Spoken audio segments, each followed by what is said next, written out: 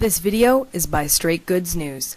SGNews.ca. More and more Canadians all the time are shaking their heads about the shocking $90,000 deal for Senator Duffy that emanated from the Prime Minister's Chief of Staff.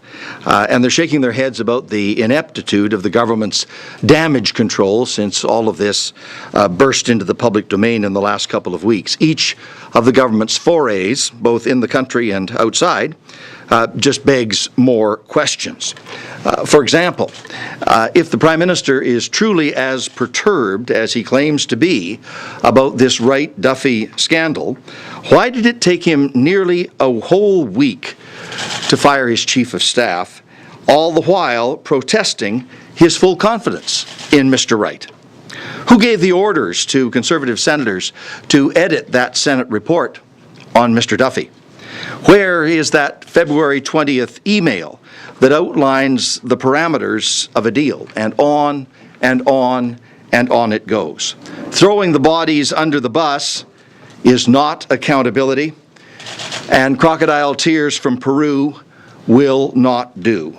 All the threads here lead to the Prime Minister. He appointed these people. They were accountable to him. He and only he can provide disclosure and accountability to Canadians. As this sorry story has emerged over the last couple of weeks, Liberals have pressed the government in question period in both the House and in the Senate. We have requested an emergency debate on the floor of the House of Commons because there will be no other parliamentary opportunity to explore this, at least on the House of Commons side. We've moved a motion at the Commons Ethics Committee to call all of the key players to appear at a public hearing before the Canadian people so that all questions can be asked and answered.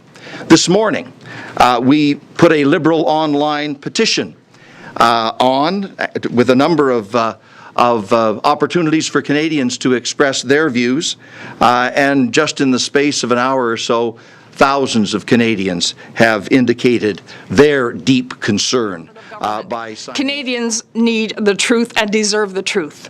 The Prime Minister must stop running and answer the following key questions. One, on Monday, May 20th, the PMO told CTV News that they had forwarded a copy of the agreement between Senator Duffy and Nigel Wright to Ethics Commissioner Mary Dawson. On Tuesday, Conservatives said that the document couldn't be released because no such agreement existed. Which is it? And when will the government publicly release all documents and emails relating to this deal so they can be reviewed by the Canadian public? Two former chiefs of staff to a Conservative Prime Minister have said there is no way that Stephen Harper could not know about the deal. How could Harper continue to say he had the utmost confidence in Wright for nearly a week when his advisor had kept him in the dark about this serious undertaking? 3, media reports indicate that Stephen Harper's former senior legal advisor negotiated the agreement between Senator Duffy and Nigel Wright. That lawyer says he didn't participate in the decision to write a check for $90,172, but has not denied drafting an agreement. Who drafted the agreement? 4, the Senate committee's report on Senator Duffy was whitewashed. Who ordered the members of the committee to whitewash the Duffy report, and why did a majority of the senators on the committee agree to cooperate in this cover-up? 5, Senator Duffy was told by the Prime Minister's office that they would repay his expenses and go easy on him in exchange for his silence. What else did the Prime Minister expect in exchange for over $90,172 and a whitewashed Senate report? Conservative Senator David Tkachuk tipped off Senator Duffy that he had billed inappropriate expenses. Was Senator Tkachuk ordered to go easy on him? 7, once Senator Duffy repaid the $90,172, he immediately stopped cooperating with the Deloitte investigators who were auditing him. Was he ordered to quit cooperating by the Prime Minister? Why is a Conservative leader in the Senate refusing to allow committee hearings into this whole affair to be held in public?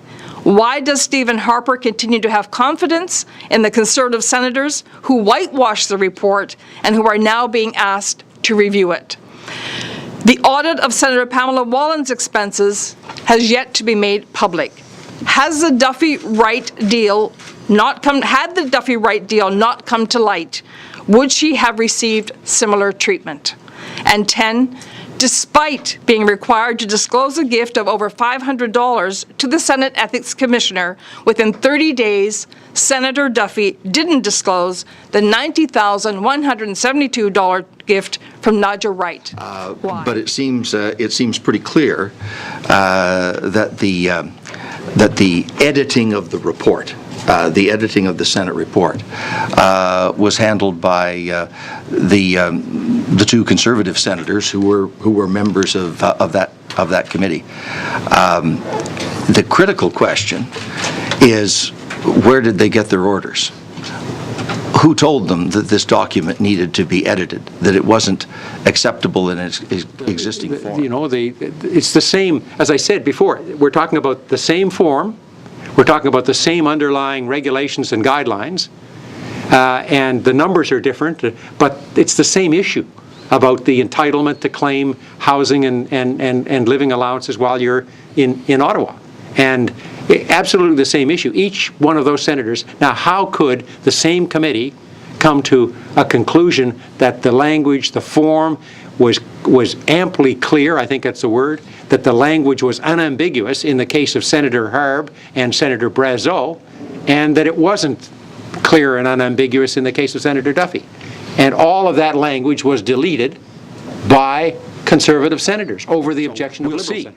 But it comes back to the point that I think that if there are suspicions, if there are concerns about the process, and as I say, it's only that very end of the process that I'm concerned about, that I have objection to. If they're concerned about that and we simply send it back and the same people deal with it again behind the same closed doors, I think Canadians will doubt whether that's a fair and open process. So if I were Senator Duffy and I wanted to clear my name, I would want to have these hearings in the public so that I could explain myself publicly. And I think that Canadians, and certainly speaking for my part, I want to make sure that those hearings are open and transparent so people can see exactly what evidence is presented and who says what and when.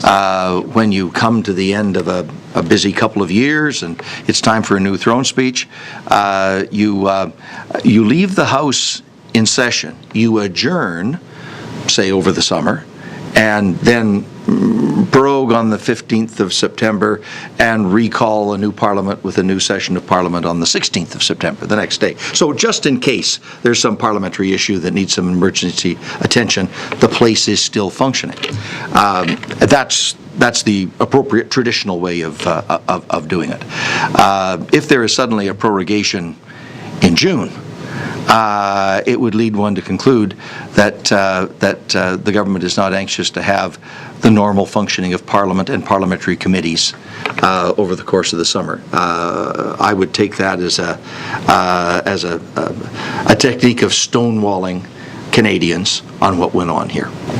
This one has a different feel to it. In the early stages of Mr. Harper's government, we had the controversy about the in and out financing scandal. We had a controversy about the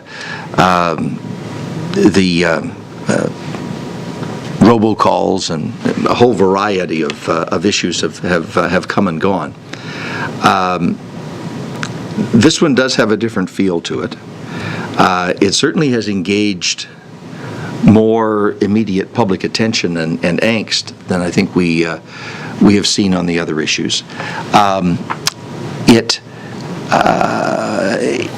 is perhaps in a sense cumulative, building on what has gone before. If this were the first bit of trouble that the government had faced in 7 or 8 years, it might not have the gravity that it seems now to have.